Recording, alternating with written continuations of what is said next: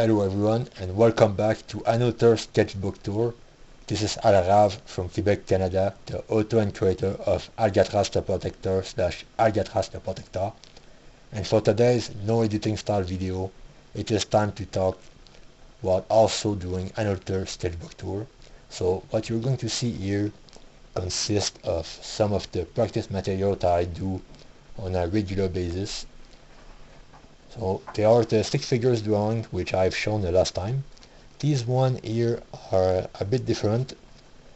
It's basically a showcase of geometry and perspective based practice with a little drawings from worms. That's from an old school video game. The reason I do these is to test out the facial expressions before I implement them into more realistic characters. So that's why I do them. So it's always the same thing every time, and I simply showcase the art as I go along. So let's see, for today's video in particular, there are people who might be wondering why I became a comic book creator, of all the possibilities out there, and there is a reason for that. A lot of it comes down from my root as a childhood.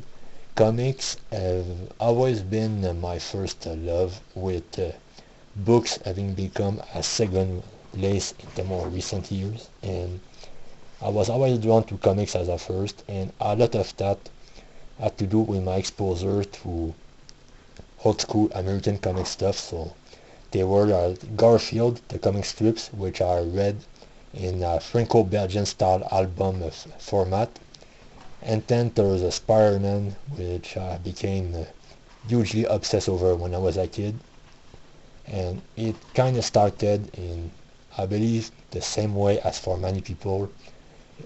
It all started with the animated series from the 90s, the cartoon, and then from that point onward it became the mercs, the toys, the video games, and then the comics, which I started read in both the French paperback version, which are more or less its equivalent of franco-belgian style albums, and there is the monthly floppies themselves, as they used to be sold in newsstands and pretty much anywhere where there's a magazine rack, which is in contrast with today where you can only find these floppies in the specialty shops. But that's another story for another time. And what can be said about this is that this could easily just have been a childhood trend like many authors, but my interest in Spider-Man as a character continued throughout the 2000s, and a lot of that was due to my interest to the Sam Raimi trilogy of Spider-Man films, which still holds a very special place in my heart throughout these days, as they were really great films. The Spider-Man one was the first film that I watched on the big screen, and it was the first time I experienced the origin story, and that was amazing at the time. And then the Spider-Man 2 came out 2 years later, and it was even better. It had a really great story going on for it. It was slower paced than the first one, but it did add some really great action sequence and a great story overall, so that's why it was a classic.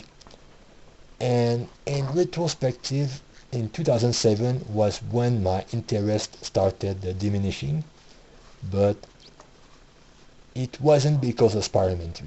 In retrospective, I forgave this film because it still had plenty of great scenes and sequence throughout it, and it was disappointing the first time I watched, but after rewatching it later on, it was actually a bit more enjoyable than I thought it was. So it really wasn't as bad as people made it out to be. Like, I would actually disagree with the director himself on that. It really is the kind of film that should have been longer with an extended cut or something like that.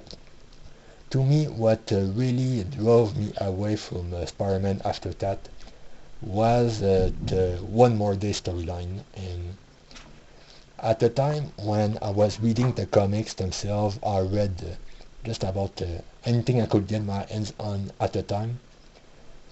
When this particular event took place, to give you a perspective, my very first comics were when Peter was married to Mary Jane, and so to me it is just as iconic of a status quo as, let's say, the origin story from the classic comics. So when One More Day happened, I didn't really react to it. Part of me was disappointed that it happened, but after that came, I was still sort of going in high school at the time, and so I wasn't really bothered. And so the idea that I had behind this is that in the past there were attempts from the editors at Marvel to keep the two separate, so there was this stunt that they pulled out during the Clone Saga, in which they sort of retired Peter and Mary Jane to live away so Ben Reilly could replace Spider-Man. That didn't exactly last out that long, and then in the early 2000s there was this time where Mary Jane died in a plane crash, and again that didn't really last because of the backlash. So my thought was it was only a matter of time before they would course correct and reverse their decisions. But by the time I reached to issue 600 of Amazing Spider-Man, that's when I drop off the comic entirely, because when I've seen Doc Ock in this decaying form as a terminally ill villain, which was the setup for Superior Spider-Man, my first thought was how in the 90s there was this time where Doc Ock had died at the end of Kane. That's one of the Spider-Man clones, and his death was eventually retconned, so I kinda knew that it didn't last. And when I've seen Doc Ock in the whole setup for Superior Spider-Man, that's when I kind of knew that it was only a matter of time before they were going to retcon this stuff out anyway, just like they did with the marriage, and my assumption was correct. And did you know how they did it? The short answer is they made him do a deal with the devil, just like with Peter, with Mary Jane, with the Hobgoblin. They did it with Miles Morales. Norman Osborn did it to his son. So the real question is, who's next after that? So I honestly think that it was the best thing that I've done, but even though it kinda hurt to have my favorite superhero treated like this, eventually I kind of moved on to other type of comics like franco-belgian albums and manga as well. A little bit of manga actually. Franco-Belgian albums tend to be my preferred. I still think mangas are good too on their own right, so either 10 of them I really liked.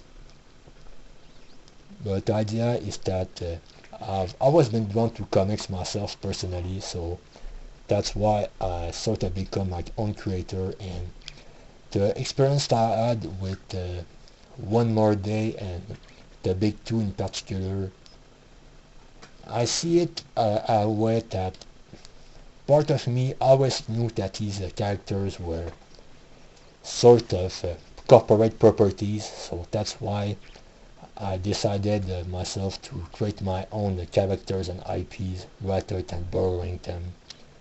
So this is a story I could tell about you another time.